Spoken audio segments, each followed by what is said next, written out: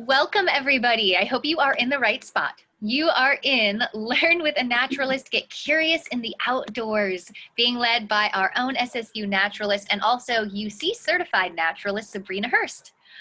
My name is Carrie Winninger, and I am the outreach lead with the Center for Environmental Inquiry. So I'm the one that you can email for any follow-up questions, comments, or ideas after the event today. And I'm going to put my email in the chat right now so that you have it.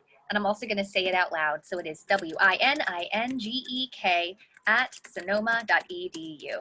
Feel free and email me for any reason.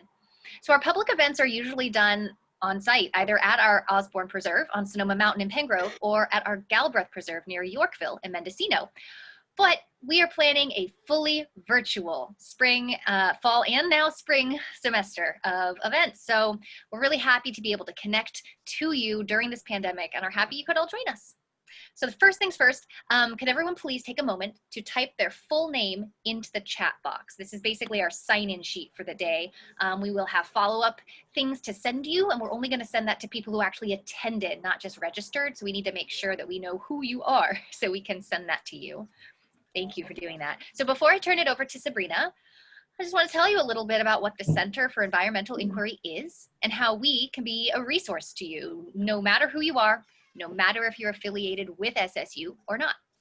So the center envisions a North Bay working together to find environmental solutions and invites you to get environmentally ready with us. So how are we going to do this? Well, we are building a community of learners and problem solvers across all sectors of society by providing firsthand understanding of our connection with the environment and skill building experiences that result in sustainable solutions. So there's many ways you can get involved with us. You can engage in research. You can take one of our training programs, our Naturalist program or our land management program. Learn about the Virtual Field Collaboration, which is an NSF-funded project that's helping undergraduates speak to reach field experiences and researchers during the pandemic. If you are a student yourself, we have internships and jobs. We have data you can access or contribute to. You could lead events like this. Maybe you have expertise that you would like to share on how other people can address environmental challenges with your help. Partner with us on projects. We work with nonprofits and corporations and government entities, and educational institutions. So there's all sorts of ways. We are here for all students and all members of the public to get involved. So the point is that you, all of you, are important in addressing the greatest environmental challenges in history, as witnessed by these recent wildfires. So we really hope to engage students and parents, educators and members of the public, government employees, organizations that maybe need environmental solutions yourself. A diverse, engaged society is critical. So today we're going to focus on how the things you notice when you're out in nature, what you're curious about, can lead to scientific engagement and to your own inquiry process, how you can observe, figure things out, and be your own teacher. So this is one of our Learn with a Naturalist events, which is pretty casual. So feel free to have your tea or your snack with you. Relax. This isn't formal class time. We're going to imagine that we're at the talking circle behind the Ed Center at the Osborne Preserve. So we have the smell of bay leaves and the birds twittering. I actually do have some right here, some of Anna's hummingbirds. Maybe there's a breeze blowing. You can feel the sun on your back. So really just relax into this mood, because this presentation is really more of a conversation. And as such, we actually hope that your sound and video can just stay on this whole time as a group conversation. We encourage you to speak up anytime throughout. It's not where a presentation, then a Q&A will happen. This is really something where we're going to have feedback throughout the whole time. So you can ask Sabrina questions. You can, if you have something short to add yourself based on personal experience. If you're shy, you can always type the questions in the chat and then I can ask them out loud. That's fine too. And it's a good way to communicate with me if you have any technical needs. That's where the chat can really come into play today, like you can't hear us. We may also have time at the end for more questions about what you learned or to ask Sabrina about her experience, maybe in our Naturalist program, or sharing what you brought, because hopefully you all brought some natural artifacts with you. So one more technical thing, since we hope to make this feel like we're all out there as a group together, it would help for each of you to put your Zoom windows in gallery view. So if you're not really familiar with gallery view, it's just a way for you to see everybody else. And most of you, there's going to be a little icon at the top right of your Zoom screen that says view, and you can click that and select gallery. If you're on a mobile device, you just swipe and you can see 4 people at a time.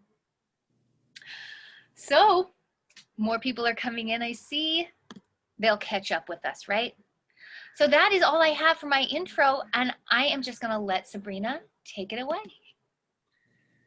Hi, it's thank you for the invitation to be here. I'm gonna start my timer really quickly so I don't go over. Thank you, Carrie and Julie and Molly, for the invitation. I would like to be clear that I am not a content expert on anything. I'm a person who is just really enthusiastic about biology and the natural world. I've been curious at least since the 7th and 8th grade when I had a really good teacher, and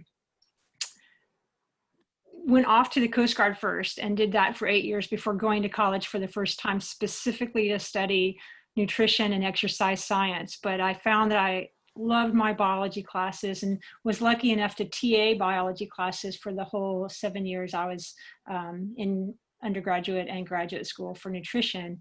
And I like to remember, and it makes me smile now to look back and think that early days, one of my professors said, Sabrina, what is this with nutrition? You're a biologist. And here it is more than 20 years later, and she was right. I continued to be curious, but work was busy, and I was pretty busy from, I've been in California since 2005, and didn't have a lot of time to learn much about California natural history until 2015 when I retired from the Coast Guard. And that's when I finally got serious about learning California habitats, birds, plants. That's kind of where I am right now. But I did have the benefit of doing some bird work as an undergrad, doing point counts, and that really sort of taught me how to learn and helped me know that I really love the natural world. 2015 started off with, I had heard about the SF State University Sierra Nevada Field Campus, how wonderful it was. I went up there and took classes in almost everything, and hope that you will check that out if you want to just have a little dip into things, one class, or if you want to take a deep dive and take multiple classes. But it's a great start. All the classes are really short, about 4 or 5 days, everything from birds to astronomy. So I did that, and then I did the CalNat program, the Certified California Naturalist, and have been really wanting to get to know a place, to have a home base. And that's where SSU and the Naturalist program at Fairfield Osborne Preserve came in for me. I had a lot of family things that prevented me from doing it as soon as I wanted to, but finally last year I completed the training and hope to be more active and to be part of this community with you all.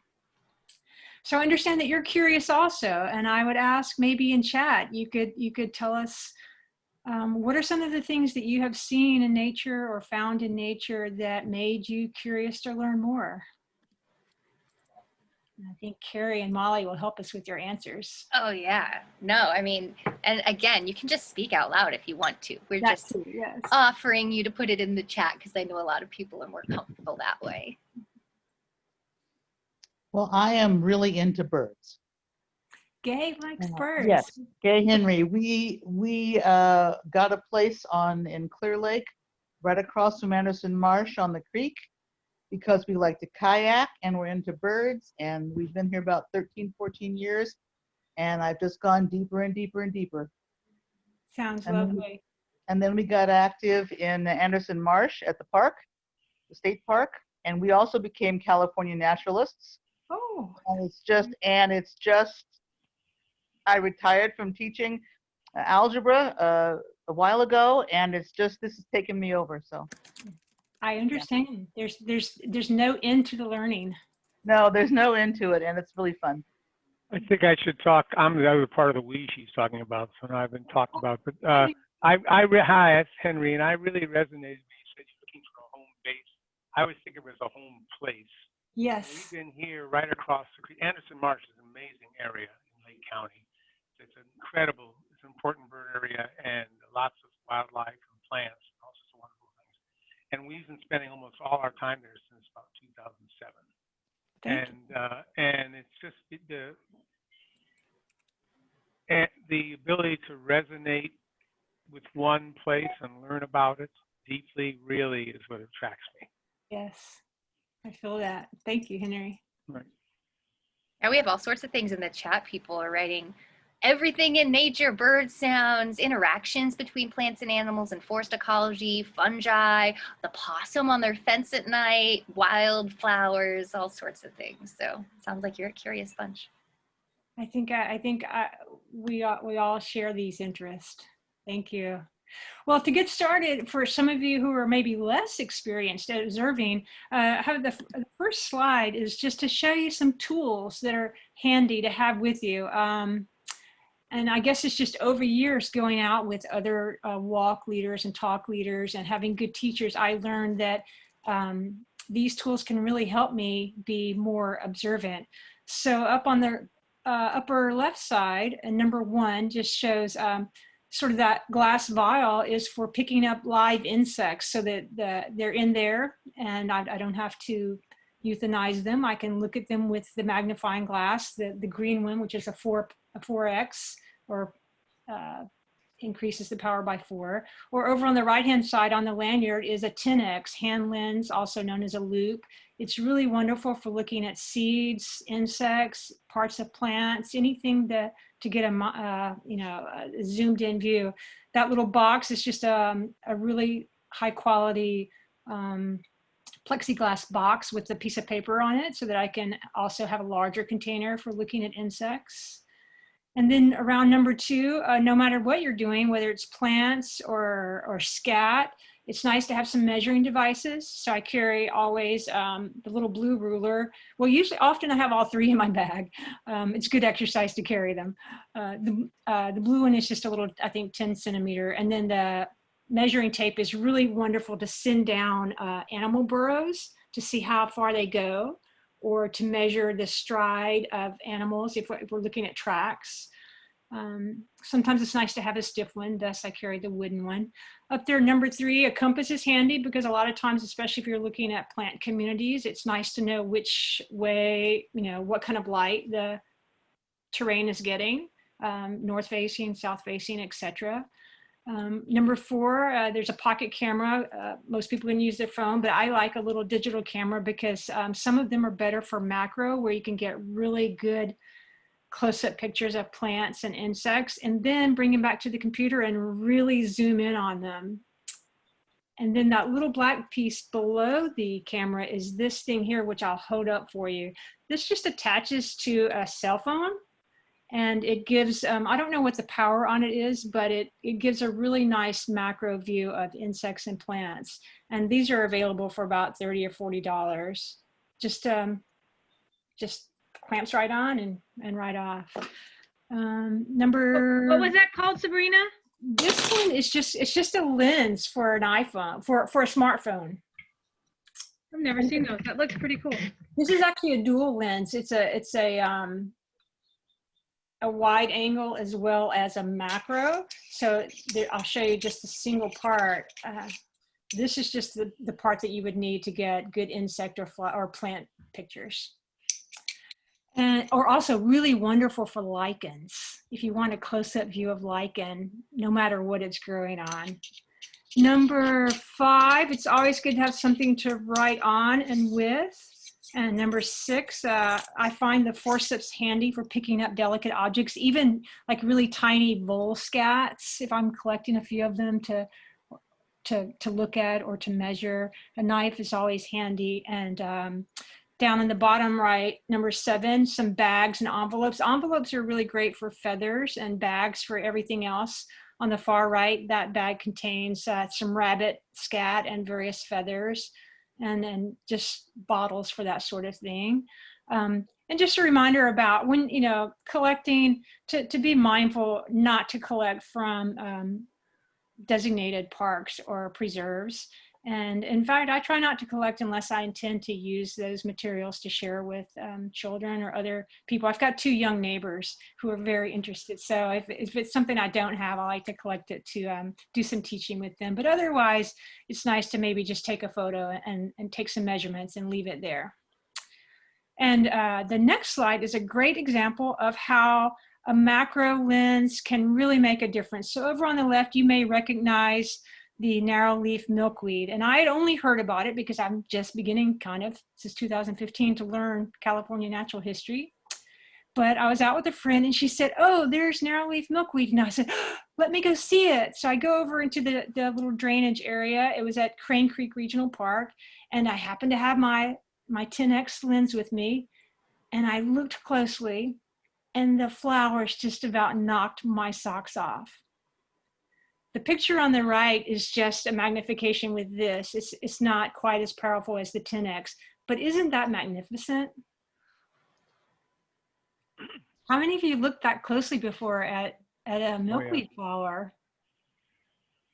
Sabrina, this is Henry again. For those of you who have an Android phone, there is a fabulous app, a magnification app for the camera that lets you zoom in 100, 200 times. Wow.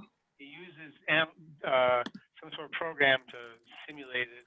You come out with incredible close-up. So it's available. I don't know, forget what it's called, magnifier or something. Thank you, Henry. And I've been using it with my phone when I don't have my camera with me, and it'll go way in. I mean, it's pretty dramatic. It also measures. If you put it here and put it here, it'll tell you the distance between 2 spots. So it's actually can be used to how far away something is. It's very interesting. I think it's called magnifier. Thank you. So we're having a little trouble with your audio, Henry. For anyone who didn't hear it, Henry said that there's an app for the Android phone, which will zoom in many, many times, even 100 times. And it also has a measuring device. And he thinks the title of it is Magnifier. Is this better? Can you hear me better? Yes, now? that's better. Thank you, Henry. I get my earphone must have been shot. Yes, I think it's called Magnifier. It may have another name. I could look for it. But I got it, and I was just amazed. How, Thank you. Yeah, to be able to see closely, I think just it's just exponentially increases the curiosity and the potential for learning. On the next slide, Sabrina, somebody was just asking if there's a list format of all your materials. Would it be okay if we just sent people the photo with all the materials afterwards? Yeah, absolutely. Yeah. And the next, and also iPhone. Someone's also asking about if there's iPhone app. I don't know of any, but if anyone knows it, please go ahead and answer it in the chat. I don't know of an app. Thank you. Just the next one. It's just another example. This photo was taken probably 15 years ago. I'm very interested in spiders, and I've learned to not be afraid of them. But at the time, I didn't want to be too close. I didn't want to pick it up. So I just saw something weird on my porch and ran and got the camera. This is probably before my smartphone, actually, and took this photo and was just blown away to see these little baby spiders on the back, because I didn't know that this happened, that wolf spiders mothers carried their babies on their backs. And just another example of how looking closely can be really powerful. And the next photo shows how measuring and drawing can be helpful. So this was, again, a beetle that showed up on my back door in Southwest Santa Rosa. I put it in was actually a plexiglass petri dish so that I could look at it and handle it without harming it, even though it is harmful to trees. I spent a lot of time looking at it, measuring it. You see that I'm no artist, but I learned a lot trying to sketch it. So also there's a key there. So I did have this key. So a dichotomous key is where a tool for looking up and naming whatever it is that you're finding, usually to species level.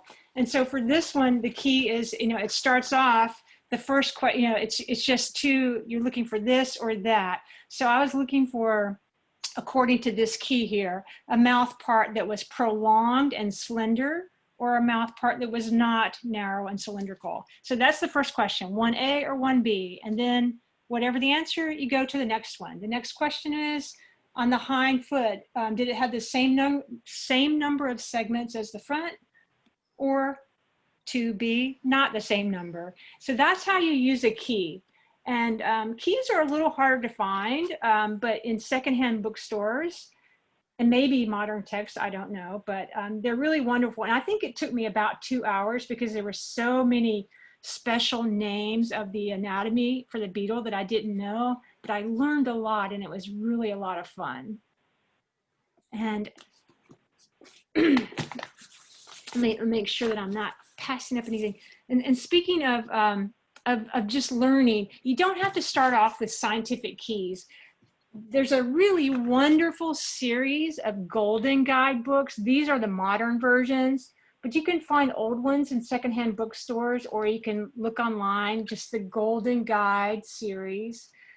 You know, they're really written for beginner level, but they're wonderful for adults too. I don't try to memorize all of this stuff. And so it's wonderful nighttime reading, or just to carry one in your bag or your pocket. If you're going to be at the doctor's office, you can, you know, read a little about something that interests you. You might see something along your way between home and the office. Exactly. Also, keeping a sketchbook, just sometimes when you're out there, you might take a photo of something.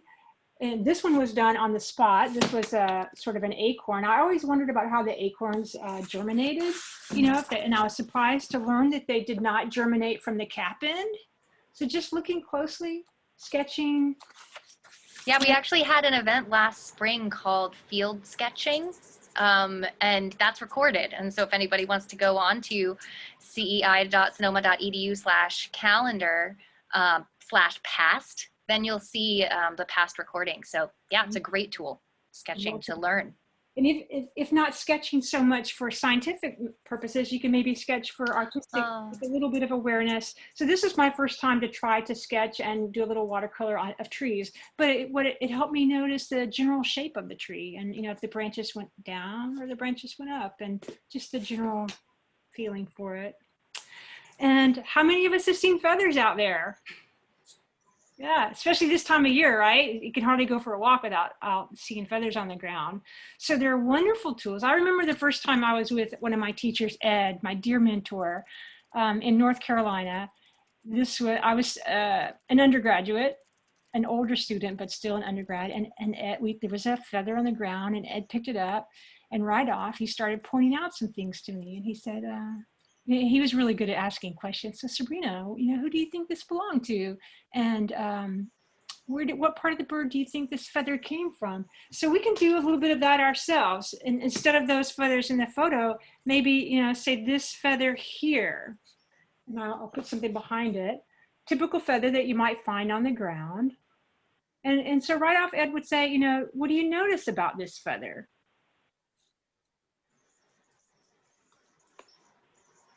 Well, for one thing, this side of it is smaller than this side of it, right? Yeah, and everyone feel free and speak up.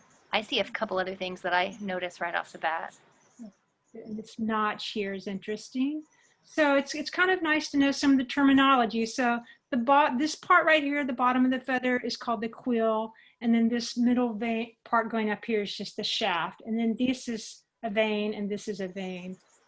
The narrow one is always going to be on the front side of the bird. So this is the leading vein and the trailing vein. I've actually got a job aid for you guys with some of the terminology. But if we know that, you know, if the bird's flying, the narrow vein is going to be in the front, so that, and the air is going to go over.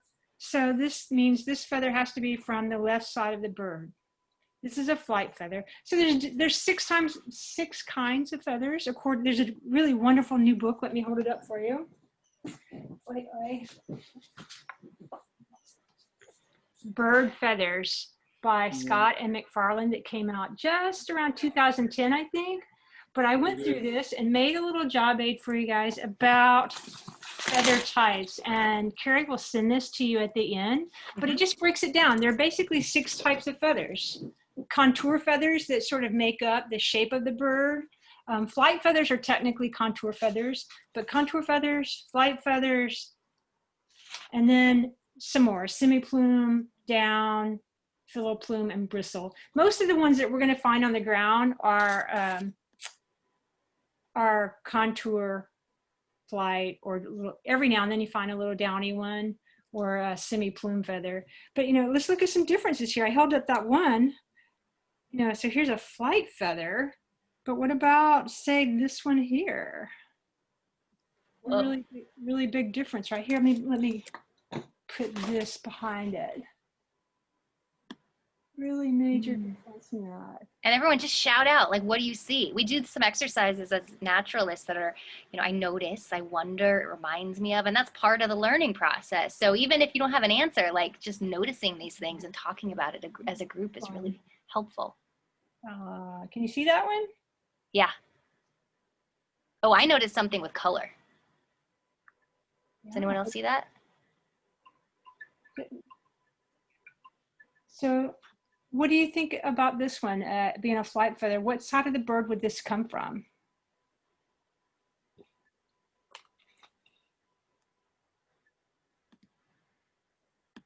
Tail? Someone asked, oh. I can't tell if hard it's to see, isn't it? symmetrical or not. Okay, hard to it see is it. not Okay. symmetrical. It's just a little off. Sorry. Let me try to hold it. Is that a right wing? Because the top, it's hard for me to see which way it's going. You're very small on my screen. It looks like a right wing, I guess. Let me see. You are correct. It is from the right side. But and then what do you notice about the color? Who might this be? I see stripes, I think. Stripes. Blue? Blue? Blue with black stripes. And so who in our habitat, who in our general region might that be? Stellar Jay? Sellers. Excellent. Right. So it says you know your birds. But if you didn't know your birds, where would you get started? I mean, for one thing, you could start by having, rather than a guide of the whole US, you might try just having the Western Bird Guide. So that's a wonderful place to sort of just browse and see, well, who's blue and black. And then if you actually wanted to break it down into the feather book, then you also need to do some measurements as well, like measure each feather. This is a really neat feather that maybe, this was found in the forest out toward the coast, but I want to try to show you something here at the very edge of it. Let me get. Sabrina, is that the same one on your screen right now? No, it's not. The one. Let me see if I can get this little edge up here for you. Can you see the edge of this feather? Yes. What do you notice about it? Serrated. Frayed. It is very frayed. Not only is it frayed, but it's super soft. And does this look like a contour feather or a flight feather? Flight. Flight. Well, Flight yes, feather. flight. So I learned from just going out on a walk with someone who shared his knowledge that this little soft fringe only occurs on owl feathers. And it's what makes them silent. So all of the owl flight feathers have the trailing edge will have this really soft feathery edge. So when you find one like that, for example, I found this one as well. This to me, the veins seem more symmetrical, but at the very tip here, I see those fringes. So I'm pretty sure this is an owl tail feather. And does it feel a lot different with your fingers? Yes, it's super, super soft. So just as you're learning to pay attention to these things, also you'll notice how the light and dark here alternate. So when you're looking at the book to look this one up, that's sort of what you're looking for. Whereas here, the dark and dark go together. Pretty. The bands. So some detail. What if you found this one? Well, does anything come to mind about this feather? Well, it looks like a flicker. Red. So let me get something behind it. So that orange color really pops out, right? Yeah. And there's only one bird in our area that has sort of this orangey underwing or undertail. People in the chat think it's a flicker. It is a You are correct. And does it look like a flight feather? Or is there something like, what if I put it at in this orientation? Or like a tail?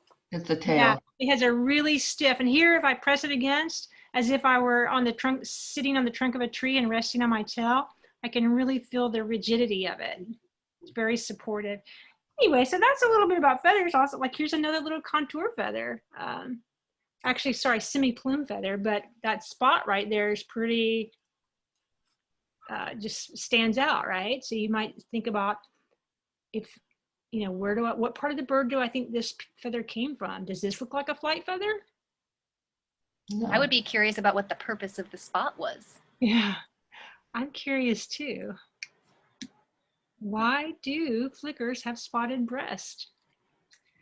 So it's really fun. There's just so many different ones. Here's, I want to move on because we have other things to talk about, but you know, here's another one. And so you're like, well, this does look like a flight feather, but who has a white patch in their flight, you know, when their wings are outstretched? Acorn woodpecker. Which one? Acorn. Yes, acorn woodpecker does. But also, you know, so does the northern mockingbird, right? Right. And you know, here's another one that's very distinctive. Mockingbird. Fan-tailed pigeon. That was my thought too. But for people who don't know, so you start, you know, first thing, start thinking about, well, you know, notice the size. What size bird did this come from? And then what part of the bird do I think it came from? Is it a contour, a body feather, or is it a flight feather? If you're holding it like that, maybe it's a tail feather.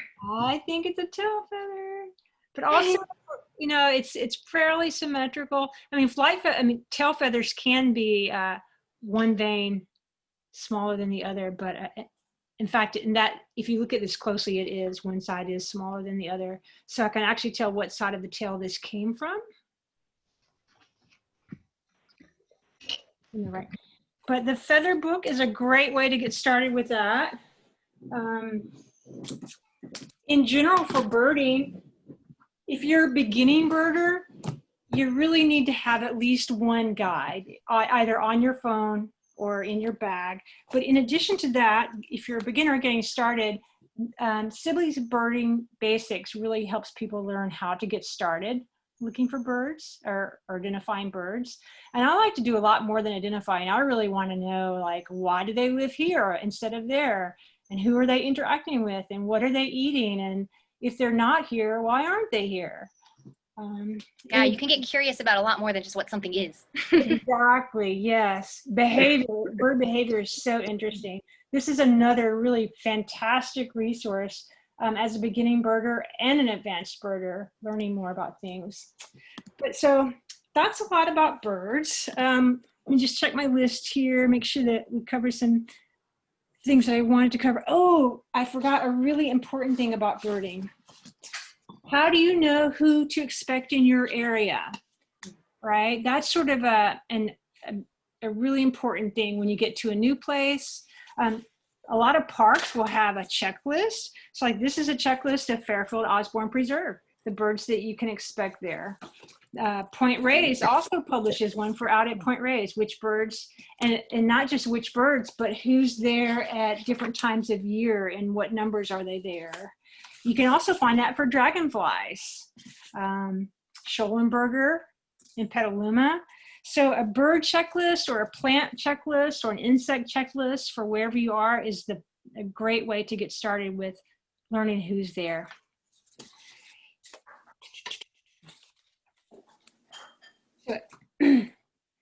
Almost every time I see or hear a bird, I remember the first time I really saw or heard it when I was with someone else or a teacher. So I've had a lot of good teachers who've passed on tips to me. And it's actually kind of the same with trees. When I'm out there among the trees, I often find myself remembering the first time I was out with someone who taught me something interesting. So same goes here with the pines. What do you notice here about these cones? Anybody want to speak up in chat? And sizes. Big size differences, yes. Somebody wrote that some are open and some are closed. Excellent observation. Different shapes. Very different shapes. So Even colors and connection to the spine, somebody writes. very nice. So up in the top left, we can go to the next screen and you can see a closer up of the size differences. So the sugar pine is the largest pine cone of all the pines. And the lodgepole pine it's definitely one of the smallest ones. I don't know if it's the smallest one. I think it may be. I don't really make an effort to memorize these things. I just enjoy learning them in the moment, and I find myself looking things up again. But both of these occur up in the Sierra Nevada. And it's just magnificent. The first time you see that sugar pine tree off in the distance, big mature trees, the cones are usually high up and hanging out on the ends like Christmas tree ornaments. And you just know that's a sugar pine when you see it.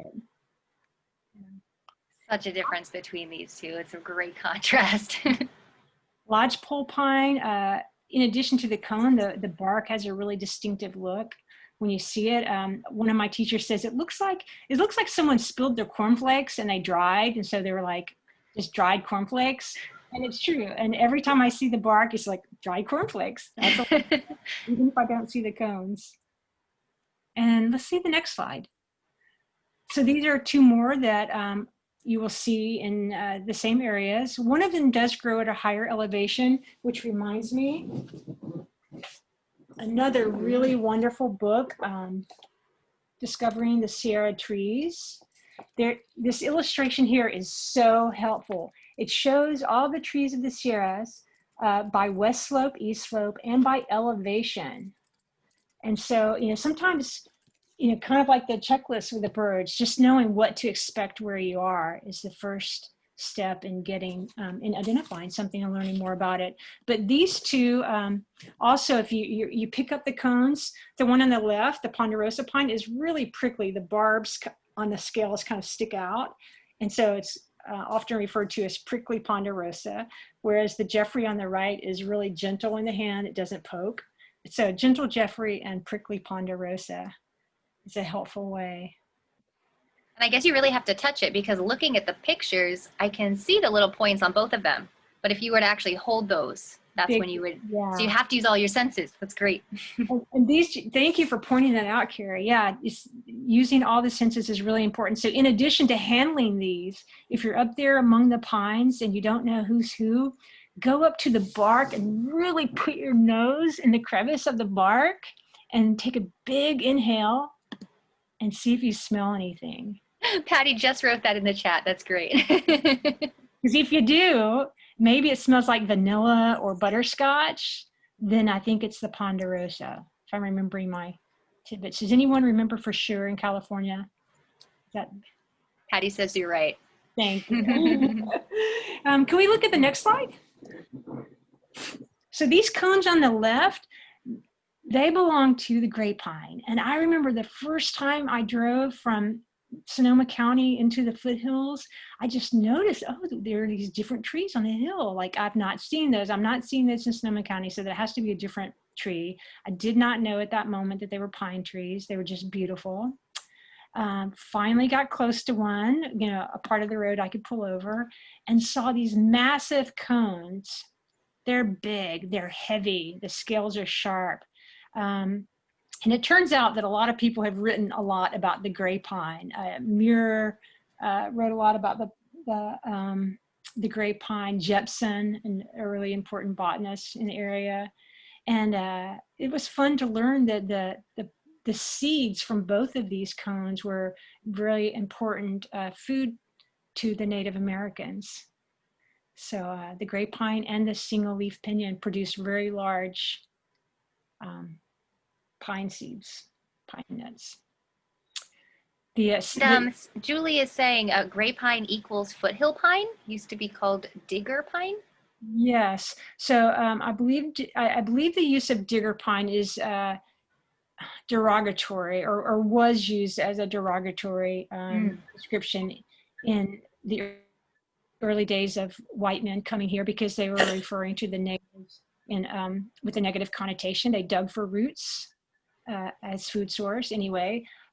So Grape Pine is the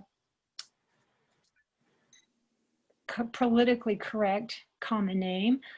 Pinus sabiniana, which is, I think, beautiful, is the scientific name for this pine. But it's just not fun to notice the differences. But when you're out there, if you can't get your hands on the cones, you see down in the bottom left, there are some pine needles or pine leaves. If we could go to the next slide of pine needles, picking up the leaf bundle is important to identifying pines. So this is an example of, I think, 4 different ones. And you can see they are in bundles. These are just specialized leaves. We sometimes call them pine needles, but each needle is a leaf and they come in bundles. And getting your hand on some bundles, more than one, if you're going to try to identify a tree, pick up several bundles off the ground that are from that tree. And so if you have a mixture of pines, then maybe you need to get it from the tree itself and not the ground. But you measure the length of it and count the number of them. And then there are books or online sources that will help you identify the tree and then learn more about it. Maybe who, besides Native Americans, which animals prefer that tree and where it grows and why it grows there and not other places. I think a lot of people, without meaning to, just glance over things. So even just having 4 different fascicles, I think is what it's called, to hold all those needles together is so fascinating to see the difference in how long they are and the shape, how many. I bet you some are like more pointy and firm. Yes. Thank you, Carrie. You're absolutely right. Also, when they're green and they're together, they actually fit together. You can see sort of how in their formation, they were all fit together at some point. But how do you know a pine cone from other cones? Could we look at the slide with all these a variety of cones? So last year or the year before, someone on Nextdoor in my neighborhood was looking for those tiny pine cones. She wanted some of those tiny pine cones to make some Christmas decorations. And I thought to myself, I think she described them as 1 inch or less than 1 inch. And I'm like, I don't know of any pine cones that small. So here is a variety of cones. Does anyone see any pine cones in there?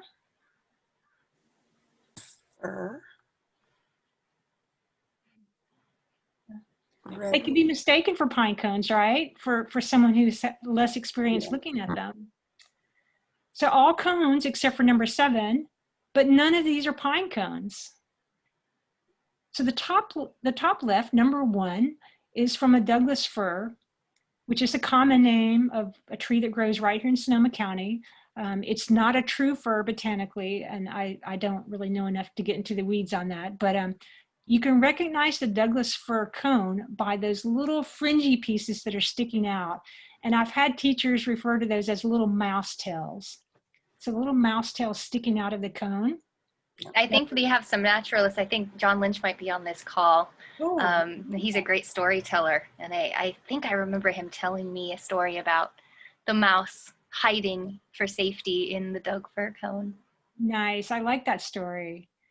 So if you're looking at a tree and you're not sure if it's a pine or a fir, look down at the ground for the cones. And if you find these cones here with the mouse tails, you know that it's a Douglas fir. Number 2, that's really the top of that is just the remnant of a cone. And then to the right of it, at number 2 are some of the scales that have fallen apart. So true firs, and this is another little nugget that I remember from a teacher some 30 years ago. We were at a botanical garden and she said to me, Sabrina, look at that tree. What do you notice about its cones? All of the cones were growing upward. She said, true firs, the cones grow up. And they're not actually woody cones. They will disintegrate as the seeds mature, which is true. So if you're not sure if it's a fir, look for the cones growing upward and look on the ground, and there should be no woody cones on the ground because fir cones come apart as they mature and the seeds go off into the air, so that each scale just travels on the wind, and I'm sure land on the ground, and some don't get eaten by animals, so they germinate. You're teaching us so many things to be observant about. It's not just, the shape, but it's where it is. It's the direction it's facing. It's what slope it's on. It's really, really bringing in all this information together. That's fantastic. Yeah, and like I say, I don't know all of these things, but I sure do enjoy learning. And Number 3 and 4 are redwood cones. We've got the giant sequoia, number 3, and the coast redwood, number 4. And then number 5 is a hemlock cone. A handy little, because hemlock branches and Doug fir branches and red and white fir branches can all look a little alike to the beginner.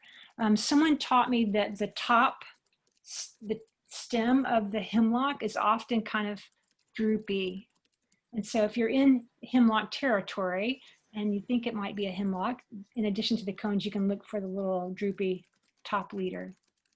And then number 6 is a Monterey cypress cone. I think I picked that one up out of the coast just to show you a little bit about it. So that's a little bit about observing closely. And for trees, I want to show you a few. So with trees, I got started on the East Coast with trees. And the first thing you need to know is you're paying attention to the leaves. Are they kind of like pine cones? Or actually, one moment. So when you're paying attention to trees, you've got kind of scaly leaves. The leaves are so tiny and they're arranged like roof shingles. You might recognize this as incense cedar. So these are teeny tiny leaves. And then here's the redwood leaf, which is also kind of needle-like. And then we've got pine needles. So all of those are needles versus something like this. A sweet gum leaf, which is a broadleaf, versus this one. I'm sorry, it's a little bit dry. You know, if these leaves were not dry, they might look like, each one of these might look like a leaf, but in fact, this whole thing is a leaf. So this is a compound leaf versus a simple leaf. And that's kind of important when you start learning to identify trees. People have some great comments I just want to share. Somebody was talking about pinyon pines used to make charcoal, growing above the charcoal kilns in Death Valley. What part of the tree was used? Would you speak up and tell us about it, Lindsay? Maybe you can't get the... I think, yeah, hi. I think it was the trunk, but they have reconstructed those kilns and they're beautiful to visit. And it's a lot cooler temperature than down on the valley floor, so. Thank you. Thank you. That reminds me, speaking of that part of the state, please notice I don't have a bristlecone pine in my collection. I have seen the bristlecone pines. And in case you don't know, the bristlecone pines are magnificent. I think a long time ago, I was taught that they were the oldest living organisms on Earth, but I later learned, I think that they're fungi, which are thought to be older. Maybe they're the oldest living trees. I think the bristlecone pines over near Bishop, there are some that are dated living trees to be over 5,000 years old, and they're really worth a trip to go see. The needles on the bristlecone pine, the leaves, I've read, can stay on as long as 40 years. Yeah. Pretty magnificent. It's worth a trip. It's worth a trip. Amazing. I want to read another comment here where somebody mentions that sketching helps stop people from walking over things. I like that technique. Yeah. And I do want to point out, we could talk for hours, but we do have probably about 5 more minutes before we wrap up. The next one maybe about scat. Scat. Well, I noticed number 7 is a gall. Thank you. Is that Deb saying? And I thought that these were the only galls there were. Okay. Oh. And here I have a different kind of gall. They look like little candies, little candies on the leaves. Yes. And I have a great book that people can use. Galls of California. They are 500 of them, and these are laid by our native pollinators. Thank you. They're help created on trees by our native pollinators. It's very fascinating. Galls are so fascinating. Thank you for sharing that, Gay. We had an event that was in person about that. So it wasn't recorded, but it was called Oaks Have Gall. They do. And I thought there was only one kind, this kind, and it's like Oh my. Twig galls, leaf galls. Is it true, Kay, that every insect egg or larva causes a different kind of gall? Right. Yeah. And I didn't realize that it's not like each tree doesn't just have one kind of gall either. Exactly, right, because it depends on where the insect is laying its eggs, right? Exactly. It's in the So when bark or the leaf or... we walk around Anderson Marsh, we can probably see 75 different kinds of galls. Very nice. Thank you. And thanks for pointing out that great resource. I'm a bit envious. I need to get that one still. It's a Sabrina, good one. I'm sorry. Sorry, Gay, didn't mean to interrupt. We have another question that I want to ask you now because it might influence what slides you choose to show. Okay. So someone here has, I believe their son is with them, and he has a question about a crystal he found in a local river. Oh, So if that would fit down at some point, fit in the presentation Sure. at some point. yeah, well, why don't we go to the slide with the rocks on it? So, well, there's this one, this is the shelf behind me, which has just rocks I've picked up in different places where it was okay to pick up a rock. And is he able to show his crystal? Is he going to hold it up to the camera? Noor Dawood, I see. Let me see if I can go find him on there. It's in my second page. Oh, that's beautiful. Where did you find that, Noor?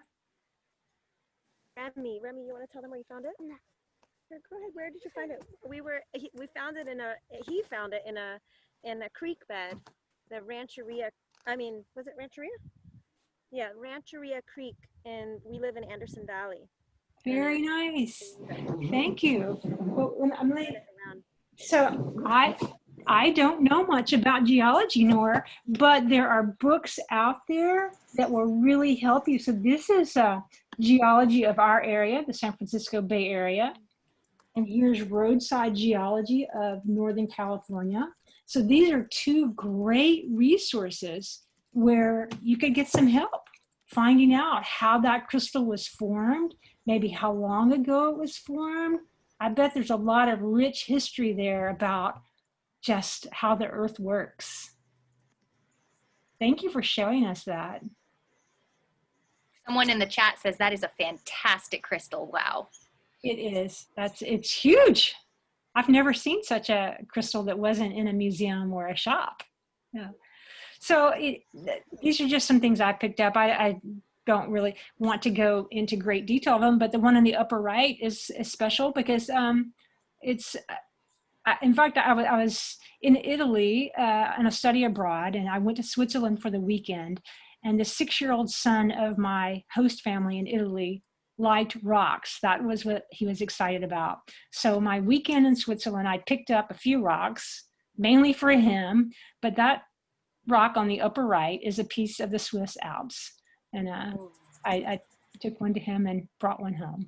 Yeah. And that stick down on the bottom, what do you think about that? Why would I bother having that here?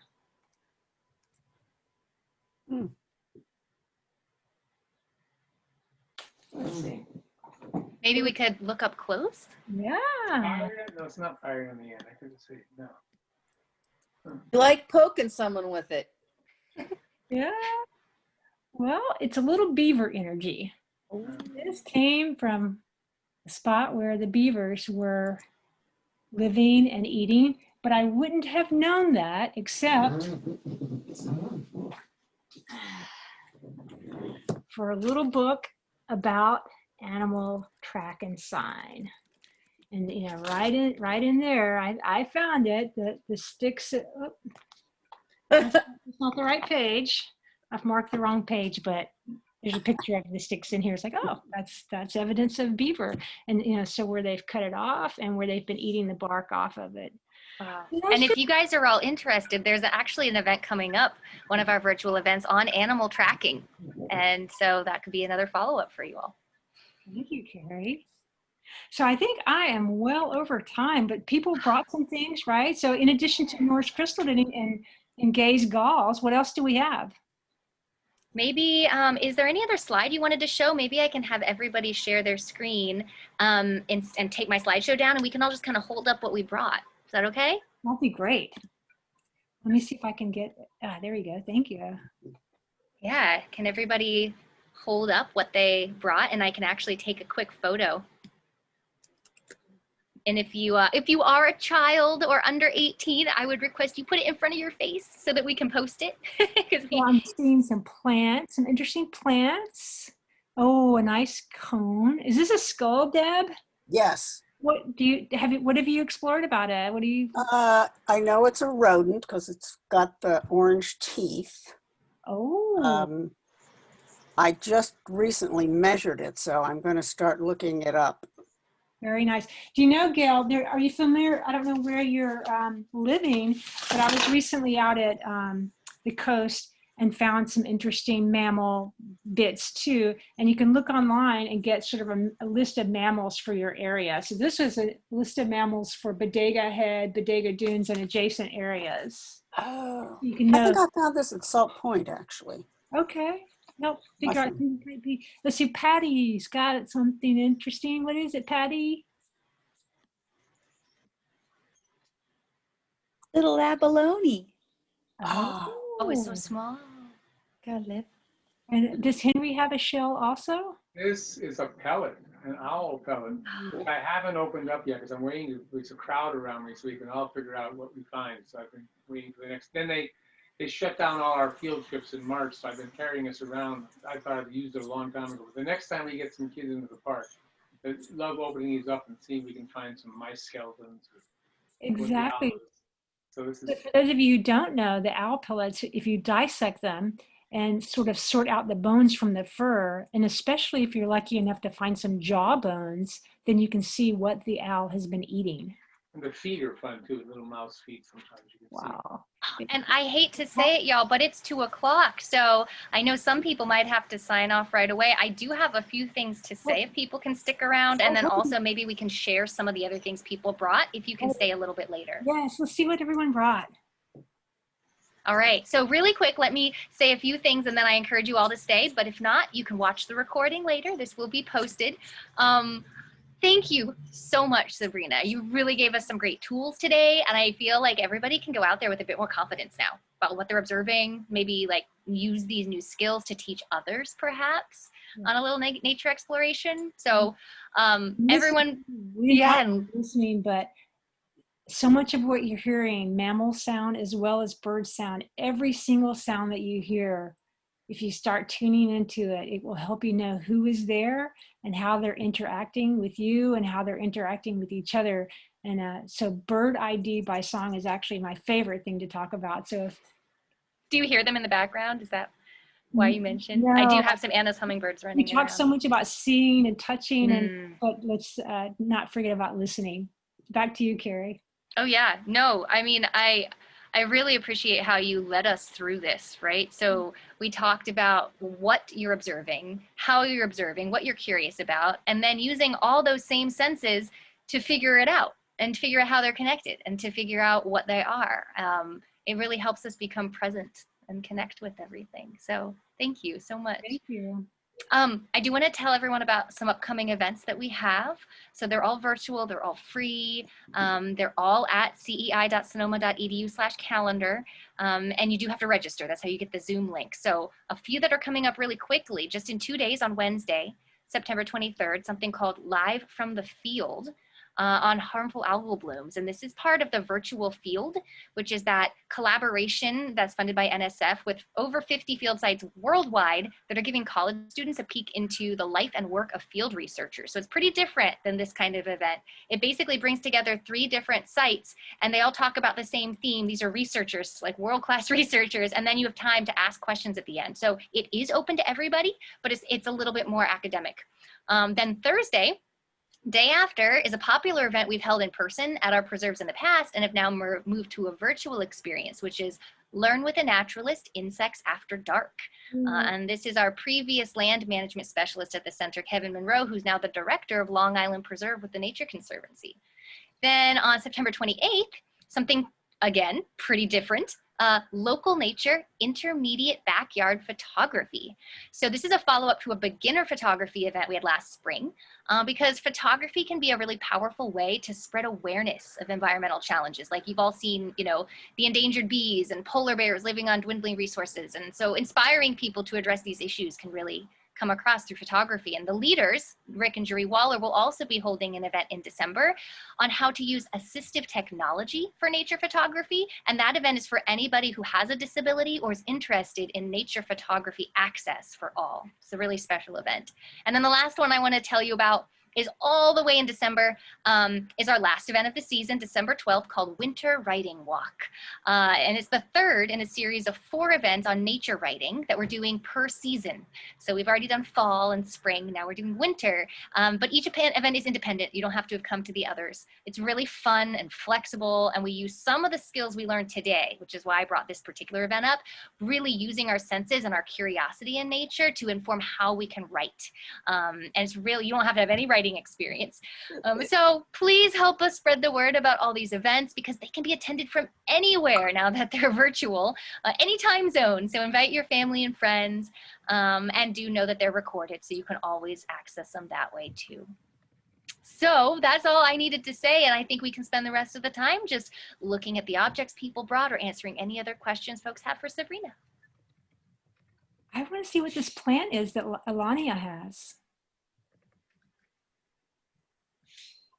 Hey there, I am in southern British Columbia right now, and this is an invasive species that has taken over the property where my mom lives, and I've seen it since I was a kid, but I didn't realize how much of a problem it was. And so I'm curious to learn more about it and how to potentially curb some of its taking over of the land. So I brought a piece of it in, and as you can see, it's going to seed. It's called Hoary Alyssum, and it's very psyche, and the smell reminds me of being here as a kid. Thank you, Alania. You know, it's funny, I remember being a little kid and going to this one park with my parents all the time, and there was this really strong plant smell there that just still feels so homey. But I'm also a native plant advocate. Guess what the smell was? Eucalyptus. Yeah. Sometimes that sense memory. That's you. really great, Alania. Thanks for sharing. Thank you. Lindsay, what do you have there? Oh, you're on mute. Sorry, acorn cap. It's a little hard to Yes. get the camera. Yes. There we go. Very nice. And what have you gone out looking for the tree it came from? You know, I must have collected it a while ago. I don't remember which, you know, if it's a coast live oak, which we have a lot of here, could be black. Marga, do you want to tell people about our event coming up on oaks? Sure, we have a program coming up on the 1st of October called Who's Who in the Oaks. And that's going to be focusing on just what you're asking about, Lindsay, and Sabrina's bringing in, talking about ways to identify the different oaks that we have in the area, and what kinds of characteristics you look for in the caps and in the in galls also, and as well as in the acorns themselves. So that's going to be at 11 o'clock on the 1st of October with Kate Marienchild, who is very well known for Secrets of the Oak Woodland. So if you haven't already signed up, do. It's going to be a great presentation. Yeah, I was supposed to do one of her overnight visits and nature studies up at Emmendale that had to be canceled for this month. Yeah. So. Believe it or not, there's even a chance it's going to sell out on Zoom because we don't have, actually it could sell out. We're almost up to, we're about 250 people now, I think. Wow. Yeah. Lindsay, if you want to learn more about which tree that came from, this is a great start. Trees in Southern California. You have, how many dozens of books do you have, Sabrina? That bookshelf is just a library unto itself. I'm lucky. And people are giving great suggestions in the chat also about apps. So Merlin and Bird Net for identifying sounds that you hear. Larkwire is another great one. Larkwire. Audubon and Cornell Lab. People love birds. Thank you. Well, we'll have to have another session about birds. Yes. And I'm I'd sorry, like- I have to sign off soon. Patty, did you have something? Yes, I'd like to say, Sabrina, you know, I think of myself as a budding naturalist, and I've always been, you know, biologist and look at things. But I have to say, when you go out for a walk with Sabrina, she brings a certain amount of childlike wonder. We went out walking at Fairfield Osborne, and we didn't have to go it was like every few steps she was pointing out something new. I focus in on plants, and that's probably all I'm looking. I'm just like this mono looking for plants. And every step was like scat, rock, bird sound. And it was magical. And I found myself really opening my world to learning so much more than what I just think about all the time. And I really want to thank you for that, because I remember when I first met you, you said, I really want to learn about one place. I want to know a place where I know everything about that place. And when you told me that, that really held true. And I'm so glad that we have Fairfield Osborne to do that with. And thank you for showing me how to look at this natural world we live in. Thank you, Patty, for your shared enthusiasm and little tidbits. And boy, I think we'll have a lot of fun together up there. And our naturalist program actually sold out this fall as well. So we luckily have a lot of great interest, and it's a virtual program this fall. We've adapted, and so everyone take a look at that. It's posted under past events on our website, so you can look at what it would be like for next spring, because this is something we do every semester, and you can join this community that wonderful people like Patty and Sabrina are in. Thank you all so much. I'm sorry that I have to sign off soon. I have another commitment. Thank you for staying along as you did and sharing your love and knowledge. And I will see everybody at some other event very soon. Thank you all. Thank you all. Have a great rest of your day.